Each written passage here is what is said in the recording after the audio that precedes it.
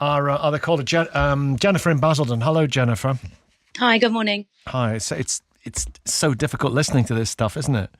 Yeah, it's just really hard. I mean, I acknowledge we don't live in the immediate area. So calling from Morello Quarter in Basildon in Essex, with 426 flats, 3,000 people live here. It's huge. It's a huge development that takes up a whole street.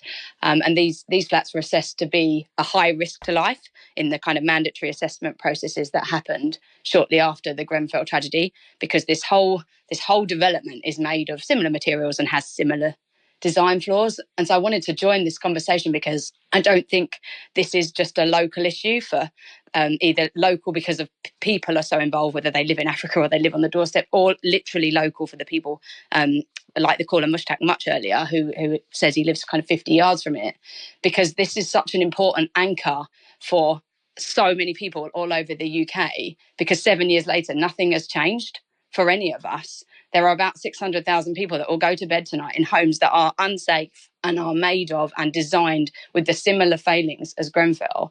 And I think I'm worried that this is a bit kind of out of sight, out of mind. If we dismantle, to use the nice word, or demolish, to use the ugly word, Grenfell, then we're kind of one step further away.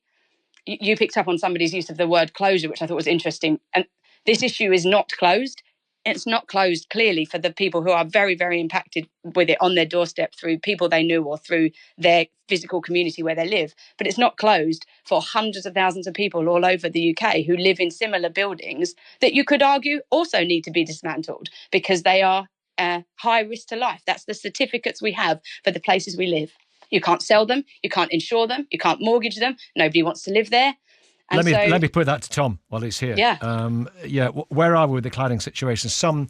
Earlier there were massive government grants, weren't there? Not massive enough, many say, but some flats were redone. They got grants, and are we heading towards a process that none of this stuff is on any flats anymore?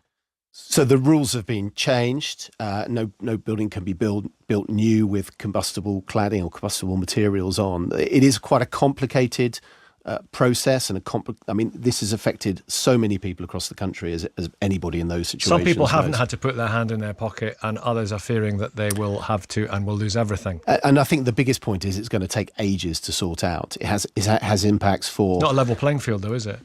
No, exactly. And it has impacts for the building of buildings, the renovation of buildings, the cost of building anything really is affected by this. People still have trouble sometimes insuring buildings, certainly selling them if they've got this issue of combustible materials hanging over them. And the government is having to spend a lot of money in some areas to try to sort it out. There is a huge backlog of work, and that is all the legacy of Grenfell. Thank you all very much indeed for now. I'm sorry I'm late with the news, but I'm sure you understand why. It's 9:38.